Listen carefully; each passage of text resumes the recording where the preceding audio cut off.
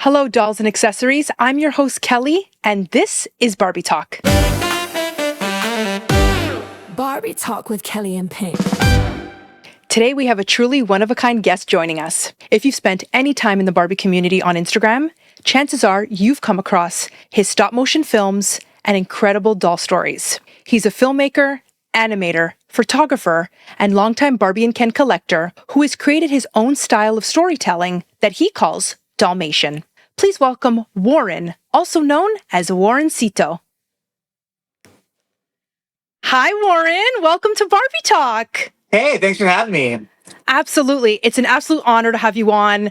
I'm so excited. I cannot wait to get into everything Barbie, everything stop motion, and your stuff is just so amazing, so incredible. So let's get right to it. Awesome, thank you. I can't figure out if I'm a doll or an accessory in this, you know? That's good. No one's ever said that. I like that. I like that. You know what? Maybe we'll let people in the chat comment and then give their opinion on whether you're a doll or accessory. So tell us a little bit about yourself, where you're from, and how your relationship with Barbie started. I'm originally from Los Angeles, California, Glendale to be specific. My relationship with Barbie probably didn't start till like the 90s. And basically it was growing up in Southern California. You love mid-century, you love classic cars, classic movies. And my whole apartment was lounge themed. And I had a solo and spotlight Barbie hanging up on one of my shelves. This gal, but she was out of box.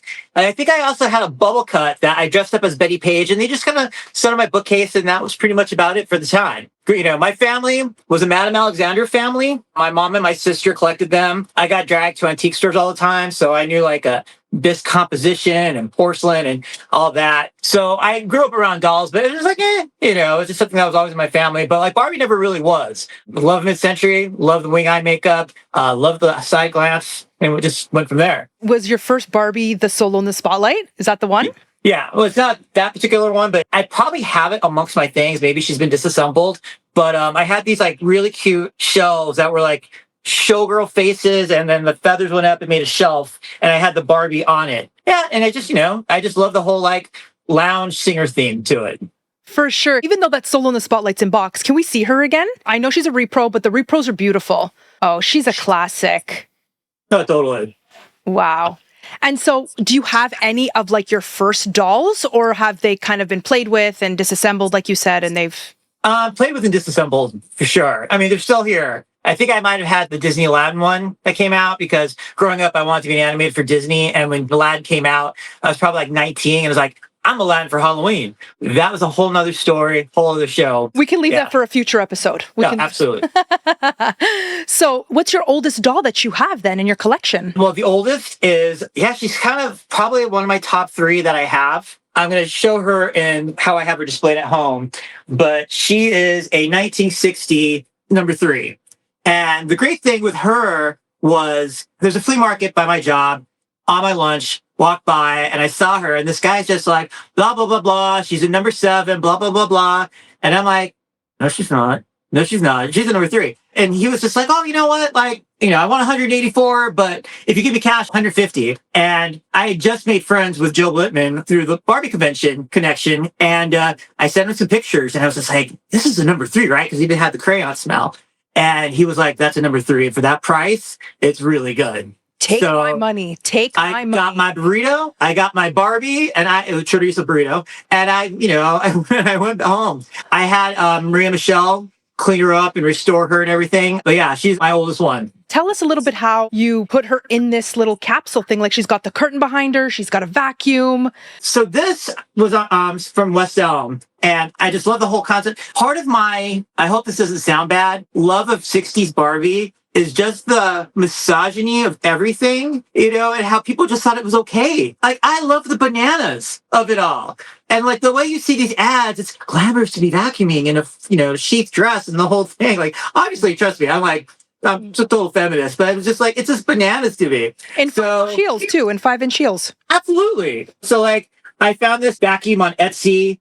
And I just thought it would just be the totally hysterical version of like 60s ideal life. So It makes sense, like seeing that piece there, it kind of comes back to some of the content you create and how you tell stories. And this is very much like a story, even though it's like freeze frame, it's just very interesting seeing your content and seeing the way you kind of tell stories. Well, that's beautiful. Do you have any favorite items in your collection that you could show us? I do. So I love camp. I think it's hysterical, drag queens, whatever. I had told my sister about this particular doll that was my holy grail, and she surprised me with it. And I just lost it. Totally on my price range. I even have a budget version that I made of her because I never thought I'd get her. But it's the Bob Mackie going bananas. Let's see. I mean, she's great. She is just... Oh my goodness. Speaking of bananas, she's beautiful. And she's got the fruit basket on her head. She's got even a parrot. Oh, totally. Yeah. And these shoes. Oh, and I just love the blue background. Closer look on those shoes. Oh, wow. Yeah. So sorry for the light glare. No, it is what it is. So, wow, she's absolutely stunning. Yeah, I have a pretty cool sister that she listens, so I was totally excited to get her. So based on your collecting style, would you say that you are an in-box, an out-of-box collector? Do you focus mostly on vintage? Do you have a few mod? How would you describe your collecting style? Mostly out-of-box because I use most of my stuff for storytelling purposes. But if the box tells a story, then I'll absolutely keep it in. Another one that my amazing sister got for me was the Mark Ryden when he did a pop-up shop.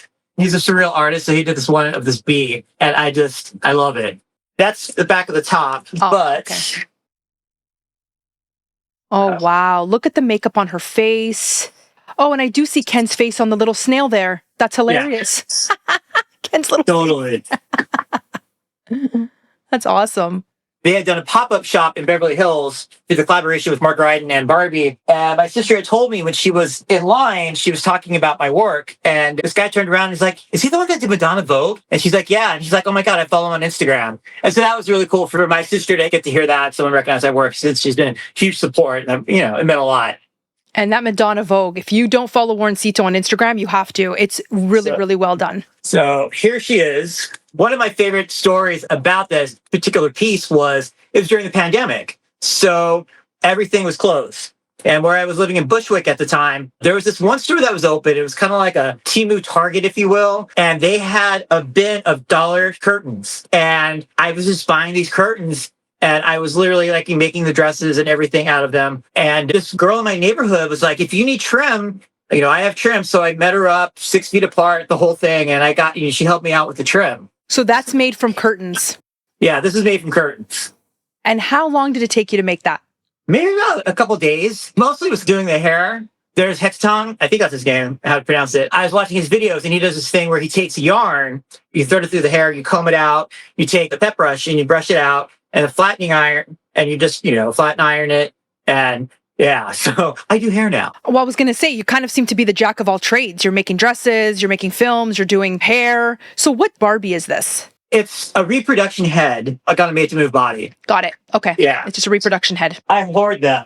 When you're buying a doll, do you buy it because you envision it being in one of your films or because you genuinely want it in your collection?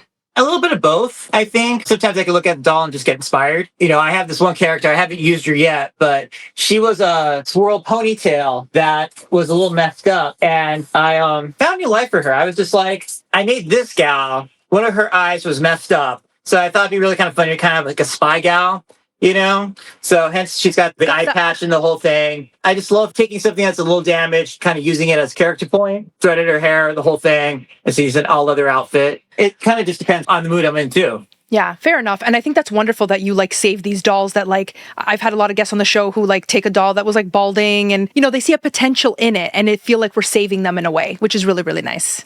And I think it bonds you to the doll, too. Yes, definitely. And it's unique, right? Now you've created a one-of-a-kind, something unique that no one else has seen before, right? So when would you say your love for animation began?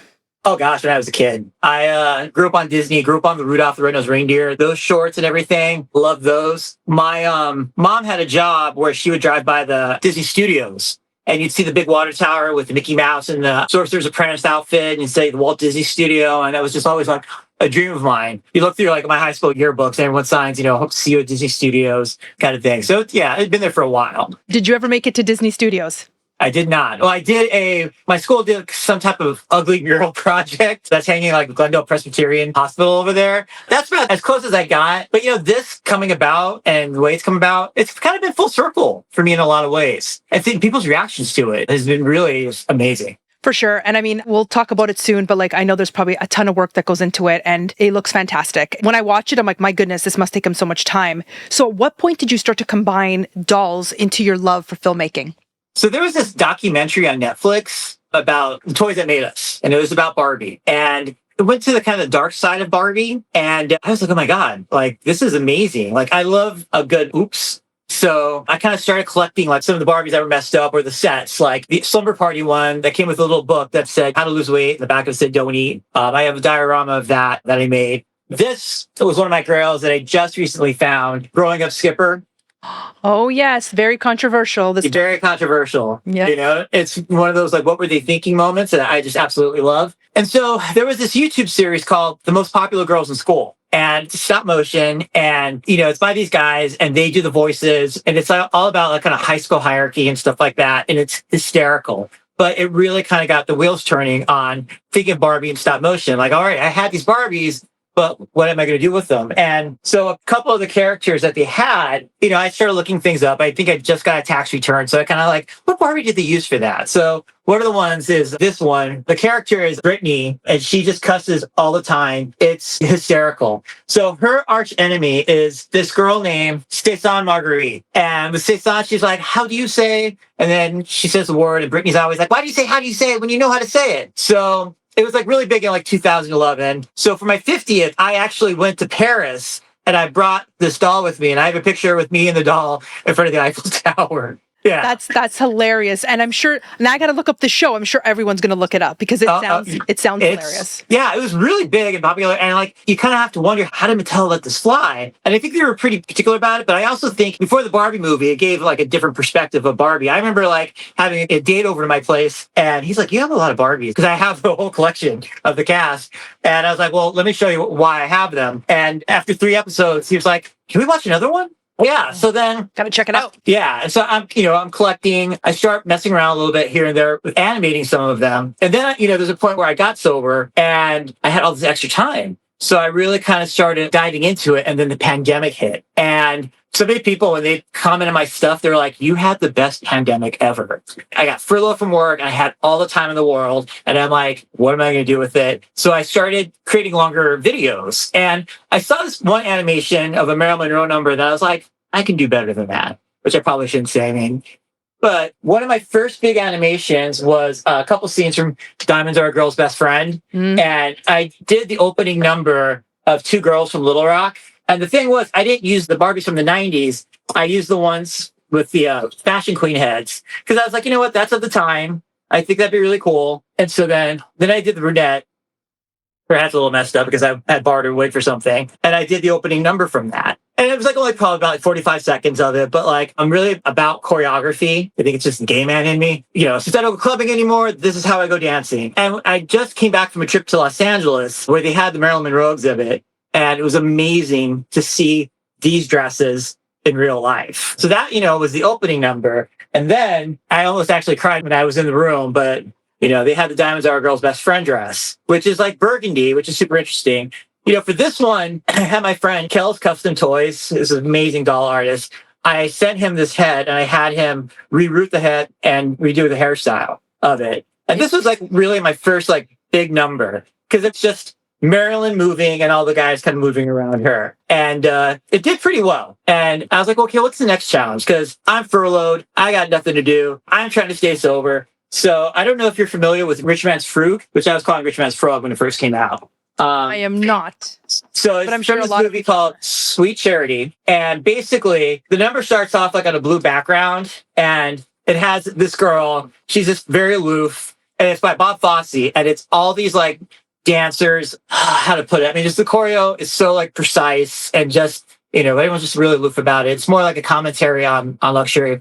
And this thing took off. It just blew up on Facebook. I had a captive audience. People were reposting it. And then I get a message, and, it's from this woman. She's like, hi, you don't know me. I'm Susan Charney. I'm the ponytail girl from the Bob Fosse movie. And I was like, It was a complete gag. She's like, you captured the choreography beautifully. It was so great to see it. And then I had people from the dance community like, oh my God, I was in that production. And they were reaching out to it. And then I got a phone call from Dance Magazine and they did one of the first stories on me, which was crazy because I had this whole thing about like imposter syndrome. I didn't go to school for this. I was self-taught. And, I was just really worried like, oh my God, are they going to find out, whatever. And it was such a great interview. It was, it just meant a lot to where I was in life and everything at that point. Absolutely. What an honor, first of all. And second of all, so you didn't go to school for this. This is just solely your hobby. I grew up drawing. I took art classes, I did a year of fashion school. But yeah, this is pretty much just all self-taught. Like I studied animation and all the books and everything that like I had growing up. I had like all the Disney books, all these like how to draw books. But yeah, that's pretty much it, self-taught. So I didn't really go to school for this. Very, very impressive. That's awesome. So you referred to your films and your stop motion as Dollmation. Did you coin that? That's yours? You're on the younger side. So I don't know if you're familiar with Gumby and Pokey and all that. Yes. So that, was known as claymation. Correct. So for me, I was like, okay, well, that's claymation. I'm going to use Dollmation because I think there's a certain limitation with the dolls that kind of like makes it funny, but makes it its own craft. And some of those Christmas movies they did with like clay. Like that's how they did some of those. Okay. Absolutely. So yeah, that's how I came up with it. You have a ton of stop motion videos on your Instagram. I would love if you could walk us through your creative process from like the idea to like the actual finished video. And is there any behind the scenes stuff that you could share as you kind of walk us through that process? Well, depending on what it is, like if it's a song, I will listen to the song probably like 1,000 times, but I'm storyboarding it in my head. I'll be storyboarding in my head and then thinking of the ways I want to shoot it, costumes. I don't really use Photoshop and I don't have a rig. So basically it's the base with a wooden dowel and then I tie the dowel to the wooden dowel, but I hide the dowel in the shots so you can't see it. It's a lot of like the planning, stuff like that. It's a lot of camera angles. It's a lot of like bait and switch, a lot of perspective. And then if I'm doing choreography, I'll have like my laptop or iPad, and then I'll watch a couple seconds of choreography and then shoot it with the dolls. And then, at, the bottom of my phone, you can review the picture. So I'll like swing it back and forth to see how it looks and then go view another 3-4 seconds of choreography and then do it with the dolls. I did this one Broadway number that's pretty famous for the camp factor, Turkey Lurkey. This particular piece was from the Tony performance. And I don't know why I thought, hey, why not take that on? And I had like 9 dolls at the end doing Michael Bennett choreography. And I'm like, I don't know. But the lead woman for that, Don McKechnie, I sent it to her. And, she's really famous. I don't know. She came back to me and she's like, everyone's been sending me this. I'm so honored to be your muse. This is like the best thing I've seen. It was huge. It was really great. Yes, fantastic. And how long is it taking you to just make one stop motion video? Depending. Turkey Lurkey, I think, was probably about 2.5 months. But, it's also making the costume, making the sets, and then just shooting the choreography. I'm a man of a certain age, so I'm downing my energy during, full-time job, going home, and then just, committing to this and shooting this. I'd probably say average for, a 3-minute video, about 3 months. Wow. A month per minute. Right? Exactly. So which video would you say you're most proud of? And you've got a lot of great stuff, but which one would you say you're most proud of? That's a great question. Copacabana is definitely up there. That's where this gal's from. Are you familiar with the song? Her name was Lola, Barry Manilow. Copa. Yeah. But a lot of people don't know the story, that there's an actual story in Copacabana. And it's sad, her love gets shot. It's just a whole crazy story. But the song is so hey, everybody dance, So Copacabana is really great. A lot of people love the part after her boyfriend gets shot. The Grim Reaper comes to take him away. She does this whole dance where she tries to distract him. And it's this kind of story that I made up, part of the instrumental. And people they loved it. And it's one of those things where we never know what's going to hit or when it's going to hit. Like Copacabana I had on my YouTube and it probably sat at, I don't know, maybe 600 views. And then all of a sudden, some guy in a TikTok video is throwing pizza in the air with Copacabana playing in the background. And everybody starts researching this song. And then I'm up by 150,000 views. That's all it takes. It's all it takes for the audio to trend and that's it. Yeah, absolutely. Wow. So Warren, you don't actually have studio area that you shoot all this. It's kind of just all over your apartment sort of thing. I have an area. Yeah. You do. Yeah. This is where the magic happens. So usually I'd have my tripod right here and then I have all different kinds of lights. So, I have a couple lights here. I'd have another light here. And then up here, sometimes I have to hang a light from there. Oh. There's some of the cast characters I have. Wow. there's the gang. There's everybody. Yeah. That's awesome. And you're in a small apartment in Brooklyn, and you make do with your space. Yeah. This is another thing that I'm kind of known for is my shadow boxes. So that was like the first one I was telling you about when I got the book on the diet book one. Oh, yes. Don't eat. Yeah. So there's that one. There's like my Red Riding Hood one where I thought was really funny because the Ken is basically in shorts and just, So I have like Texas Chainsaw Massacre. I love how you like associate them with movies and film. Like, I just love that. Barbie in Outer Space with the Mars Attacks guy behind her. There's this one based off The Strangers with those really scary masquerade costumes that I think are hysterical. Oh my God, so scary. Those ones from the 60s. They're so scary. And then that Ken was the first Ken I bought when I started collecting. This was based off of a friend's engagement photos. We're at this beautiful carnival, and there's this scary clown in the background. And I just thought it was so funny. That's not a real scene from It, because the second I saw the red balloon. Well, that's Pennywise, but, and then I have this one of two military guys and a Lady of the Night, my Betty Page one, Pulp Fiction. Oh, wow. These are cool. Thanks. Very unique. Yeah. And then Scream. Yeah. So there's Scream. And then Mommy Dearest. This one was hysterical to me because people are just like, you can't show them like, the violence or whatever. I'm like, they're dolls. There's a Scream that I'm working on. This is a Margot Robbie that I turned into a pinup version. Yeah. So I kind of redid her makeup and everything. The Shining. Oh, The Shining. With Skipper. Yeah. And then Let's Go Hunting Ken, which I thought was a real hoot. Cute, the little lumberjack Ken. Yeah. And then he's got like animal heads and stuff like that. And then some Heads in Progress. Oh, I recognize that statue. So basically, it's George Washington statue in Union Square that I recreated. And then these are the backup singers from Copacabana. I see a dark-haired Alan. He's very handsome. Yeah, I just repainted him. Oh. I did a video of the education of Prince Charming. So he's from that. I have Glenda from Kristen Chenoweth singing a different version of Popular. And then I got a cop, and then I have the Batman series. Oh, yes. Girls from Clueless. The tie that I made. That's Ty. Oh my God, so precious. And then a Dracula one that I'd done. And then I have a friend of mine, also Kel's Custom Toys, who does these amazing Archie ones. Oh, cute. Yeah. And then I had done these of Veronica and Betty. And I made an Archie. Yeah, and one of the characters. Fantastic. How many dolls would you say you have total? Oh, gosh. Full dolls? Yeah, not parts of them. I don't know, maybe about 200? I think we need a recount. Right. This RuPaul I got from Rolly Dolls at Sherry's Doll Show. Oh, yes, Rolly. Yeah. And then my horror section. Oh, we got to have you back for Halloween. This is fantastic with Jason and... Yeah. This is awesome. Yeah, and then these are just kind of... I have a bunch of my dolls over there that I did for show and tell. So that's why this one's a little bit emptier. Is there anything you're working on now that we can preview? Like I saw this 57 Chevy there. What's going on there? So this one is going to be my boyfriend's back. And, growing up in Southern California, you have your cholas where I grew up. So I thought it'd be really funny to make these Barbies into cholas singing about, he went away, and you hung around and bothered me every night. So I love it. Yeah, so a different take on it. I personally love Luigi and this like old school bike. Oh, I love it. And that's a grail car of mine. Absolutely stunning. Thanks. What would be some tips that you have for anyone who's maybe starting filmmaking or wants to do stop motion? What advice or tips would you provide? Really just practice.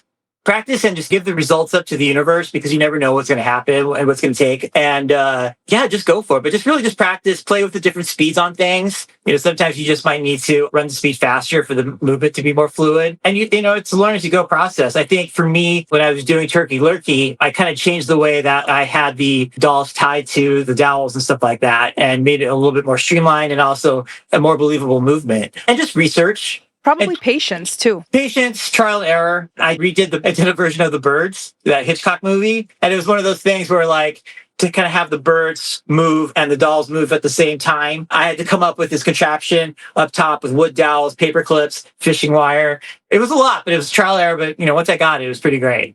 I can't even imagine. And in your small space, like kudos to you for having the creativity and the patience. Because I think if you don't have those two things, Oh gosh. I don't think I could do stop motion. I just can't. It's not for me. But I love seeing it. And I just have a lot of respect for the work because there's a lot that goes into it. Thank you. Do you happen to have a mini version of yourself? I do. He actually first premiered when I did I work retail, so I'm bombarded with Christmas songs all the time. And when you hear a song over and over again, you start making up your own lyrics. So I rewrote a gay version of My Favorite Things. So I had a friend of mine record it, stuff like that. And it starts off with me walking down the street in New York. And then, I say a couple lines, I turn around, and then my mini me pops up. I turned into my mini-me and the whole against the background and everything. And he's also the lead singer in Copacabana. So I didn't have a Barry Manilow doll. I'm like, you know what? That guy sang it for 40 years. Let me have a crack at it. So eagle-eyed people will see him in some of my other videos. Like when I did Think Pink, the one with Animator, I make a cameo in there where I'm like giving Animator a new pair of sunglasses. The Come a Little Bit Closer one set in like South Mexico. I'm the guitar player in it. So yeah, I have fun with it. And then my Christmas videos, I'll do like a little intro, introducing the video, and he's in it. So your mini has met Marilyn Monroe and has met all the celebrities and... Oh yeah. Yeah, he's done it all. The question is, do you have that matching outfit so that you guys can be twinning? Not yet. Not yet. Get it. You got it. Right, I don't want it. You got to make it or you got to find it somewhere. Absolutely. He's awesome. Very good mini. Do you happen to have a doll there that has maybe a memorable story attached to it?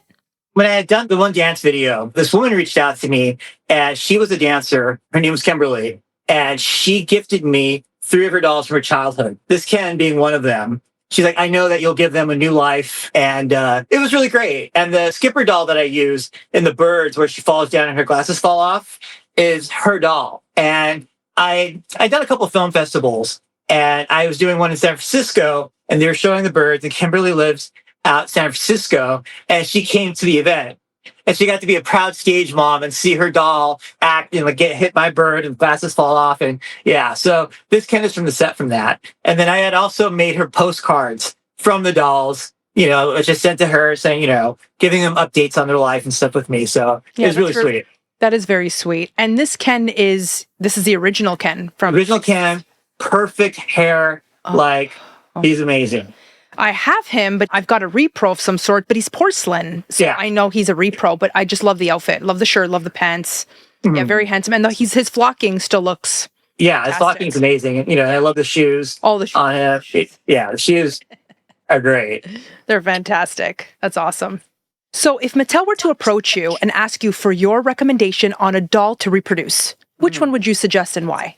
Oh my God, the Brad doll. Brad, absolutely. He needs some representation. Like I'm looking for one right now. I want to diversify the guys that I have. And it would be great to have a Brad doll. He's just got such a great look. But for sure, yeah, Brad. Yeah, it's a good answer. I like that answer. So if there's anything else there you want to show, we could do some rapid fire, show some dolls. Being half Peruvian and quarter Dutch German, I have a collection of bullfighters. So I am working on a bullfighter Dollmation right now. Sometimes I'll work on 3 or 4 Dollmations at a time. So I have this one just for background. So I got the bull. Let me just say, as someone who's Portuguese and grew up watching bullfights with my father, I like this. I'm very interested in this. Yeah. So there's a song called The Lonely Bull. It's from the 50s or 60s. And I just have this whole storyline in my head. So I made this bullfighter. I took a Malibu Ken, gave him dark features, closed his mouth. He had this big smile, and so I closed his mouth on it. And I work at the tie and stuff like that. But yeah, so the tie will be, better, but that's the back of his outfit, stuff like that. Oh my goodness, you made this outfit, the detail on this jacket. Thanks. So yeah, there's that. And then he's got to have a senorita. Oh, he does. So this is the gal. I was obsessed with silkstones. So I was really trying to capture, make sure that she looked like a silkstone. So I have a picture of my mother in a dress similar to this. So that was definitely, the inspiration for it. Oh. One of my favorite stories about when my mom first came to this country, she used to dance flamenco, back in Peru. So when she saw an ad for an exotic dancer, she signed up, not knowing what she signed up for. So I always kind of love that story. This doll is gorgeous with the brown hair and the necklace and the earrings. She's stunning. So the hair, having Madame Alexander dolls growing up, like their wigs are removable if you peel them off. So that was actually from Madame Alexander doll. Got it. With that, we had my sister collected these growing up. So I like to, take these when I find them at flea markets and stuff like that and do sluttier versions on Barbie. Can we say sluttier versions on Barbie Talk? I love this Barbie though. Yeah, she's great. She's one of the reproductions, but she's not like because I feel like there was Solo in the Spotlight and the Bubble Cut one, I forgot, Silk and Flame. Like those two, I think were just super reproduced or whatever. They weren't like elevated like the next ones that came out like after that when they did the career Barbies. So I love this face. I think when I got her, she's kind of damaged, so I rerouted the hair and stuff like that. But yeah, no, she's great. And of course, can we get a spin? A spin for this one? Yeah. See her back and everything? Oh, wow. Yeah. Look at that headpiece. Right? This is just stuff I found at flea markets that I've just held on to. Oh, Yeah. Cute. Yeah. And then, of course, she needed a partner. Stop. Who's this handsome guy? He's got a flocked head too. He's a painted. He is actually a fashionista. I saw him on Dawson's Instagram page. Yep. And he was a blonde. So I got him and I painted him brown. And I also used him for Copacabana as Lola's boyfriend. But this outfit's inspired from one time I had a friend of mine that was doing a drag show, like probably in the 90s. And he wanted me to be the hot guy piece in the thing. Of course, this is my younger days. So I was visiting from New York, he picks me up at the airport. And next thing I know, we're at the Carol Burnett Studios and like the Bob Mackie costume section. And I'll try to find the picture and wearing this like Bob Mackie, like ruffled outfit from like the Carol Burnett show for this drag number. So that's where he comes from. Can we see those two together? Just maybe her shoes, Yeah. see a little bit more of like. And then I have a video of them dancing. Cute. Yeah. Her shoes. Can I see her shoes? Yeah. Where did you get these? I don't know. I had these for the. Oh my God. Yeah. Look at the little like the little book things. Yeah. Yeah. I love that. Yeah. So unique. So unique. Okay. So another thing about slutty versions of Barbie outfits for Madame Alexander dolls. One that I have in progress is the Little Red Riding Hood. I have a friend of mine that's a jazz singer that she does this really great rendition of a Tisket a Tasket, My Yellow Basket, that I want to do with Big Bad Wolf and stuff like that. So I just, I have her in these little Mary Janes, knee socks, and this so I think it's super cute. These Madame Alexander outfits they're done pretty great. So if you're like hating on Barbie outfits, it reminds me of like when girls would buy the kid versions of Halloween costumes, like the Cinderella, and they would, buy them small so it would be sexy on them. And that's what this reminds me of. And then being in the Storyland theme, this one is from My Hansel and Gretel, where it's she's singing My Sugar Walls by Sheena Easton. So so I have her. She it's Hansel and Gretel. She starts off as like an ugly witch, and then when she hears the kids outside, she turns herself into this glamorous witch and does this whole like musical number to this 80s song called Sugar Walls, which isn't about gingerbread. We'll just say that. There's some hidden messages in that. There's some hidden messages. Absolutely. Absolutely. And I just find it hysterical. So was her skin tone this color? No, I sprayed Mr. Super Clear on her, and then did pastels, and then sprayed more Mr. Super Clear on her, and just really layered her. Okay. In it. Okay. So because there was like in the back is a little. Yeah, I've seen some Halloween dolls that kind of have this tint to their skin, but I wasn't. Yeah. Move over Bob Mackie. We've got Warrencito here creating these one-of-a-kind custom dolls. And then speaking of like horror and Halloween, since you know The Shining, I think you could have appreciation for. It's amazing what they make dolls out of. Like that's a Jack Nicholson doll. Yeah. Okay, that's his face, 100%. Where did you find that? So I was at a flea market once, and there was a Sean Connery doll that I really wanted, and the guy was like looking it up, and he raised the price on me after he quoted me, and I was just pissed. So I wound up going on eBay and looking for stuff, and then I found like there's this company called, I think it might be called Sideshow. Anyway, sometimes they'll just sell the heads if there's a defect or something wrong with the head, so you can actually just get the head for like maybe $30-$40 when the whole figure can go for like $240. So yeah, I found the head and reworked the body and recreated the outfit, but he needed Shelley Duvall. So, and I wanted to get like the Barbie from that era. So, I made her the outfit. with little boots. Yeah. This is very impressive. You have this like eye for just classic film, Thanks. you know? Yeah. And people want to see Barbie die. I always get asked for it. You know? We want to see her stabbed. That's horrible. Yeah. But also like Barbie in combat. Like, I mean, Yeah. I think that's like what the great thing is about. Also, why I like to use vintage dolls is taking classic Americana and just kind of turning it on its head, you know? Yeah. Yeah. And you definitely have that skill. Definitely. Thanks. You really do. I don't know if you're familiar with the movie Whatever Happened to Baby Jane. It's about two sisters.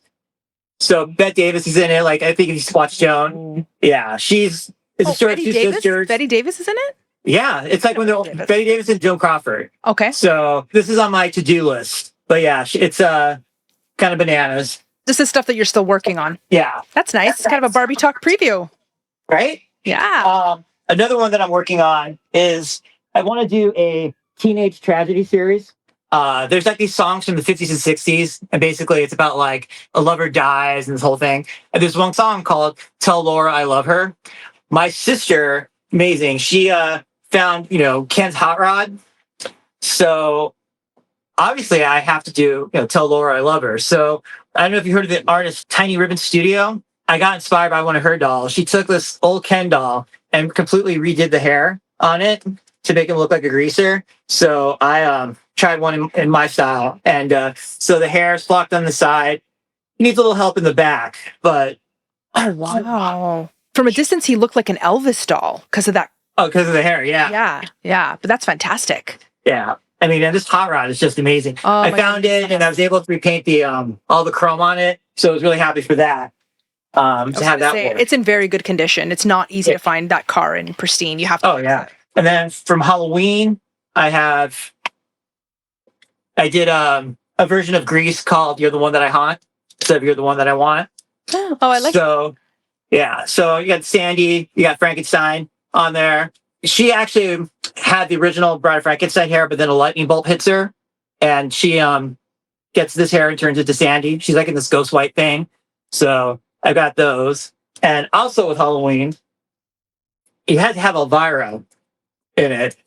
So like her. yeah. Oh yes. Okay. And So then what body is this? Made to move, but I took epoxy sculpt and I enhanced her. Yeah. You did. Yeah. She got the enhanced plastic it. surgery. Yes. Yeah. I had this guy reach out to me on YouTube. He was a composer and he wanted me to do a video to one of his original songs. The song's called Black Magic, and it's about this guy who's entranced by this like witchy woman. So I created this character. Yeah. I love this detail. I found this at a flea market. It's like one piece, all the skulls are together. So I used it to kind of like, as a tie around. So I love the little have her. details. You have an eye for the details, and you've got a lot of vintage repro heads. Oh yeah. You've got a lot. And I mean, this is basically this is the doll that it was made from. So you can see him in black and white. Yeah. Yeah. Oh my God, adorable. I was also contemplating just a regular version of Summer Lovin', but I redid the doll. I redid the face on the doll, so it wasn't like the Mattel version and did the vintage face. So I had the standard unit of that. Yeah. And as much as I might not know some of these films because they weren't my era, I'm sure there's a lot of viewers who do. There's a lot of viewers who do. And then I don't know if you are familiar with Dita Von Teese. She's the burlesque performer. So she does this number where she basically does like a striptease and it ends in martini glass. So I actually redid that. And so this is the martini glass that I had made. And then this is like the final outfit that she's in. So, and this one, the video was a little controversial. This woman kind of lost it on Facebook saying that how I needed Jesus because, I was doing gross things with Barbie. So it was really funny. Like I didn't really respond back to her. Everybody else did, which was really great to get that outpouring. So you've got the Barbie army to support you. That's for sure. Oh my gosh. And then this one's from Leader of the Pack, that 50 song. There's something about Alan in black that I like. Yeah. Okay. Bad boy Alan on this, amazing bike I found on eBay. Yeah. And this video is done in black and white. And what bike is that? Because that's not a Barbie It's not a Mattel. I don't know the maker of it. I know it's just a Indian model bike. It works because it works. The scale's great. Oh, yeah. Yeah. No, look out on that one. Yeah. Wow, you have such a beautiful collection. Is there anything there that you have that may be a grail you always wanted or a one of a kind or maybe something that no one's ever seen before? I don't know about no one's seen before, but it was a moment for me, definitely on the Grail era. I wasn't expecting it, and I wasn't expecting it for $15. But you got to end it with share. Oh my goodness, Warren, I love this doll. I love this doll. What's she called again? It's a half-breed, right? Half-breed. Half-breed, Yes, yeah. thank you. And she is stunning. This Bob Mackie is beautiful. Let's get a close-up of her beautiful makeup and her outfit from head to toe. Look at this. Even the headpiece and the details. Oh my goodness.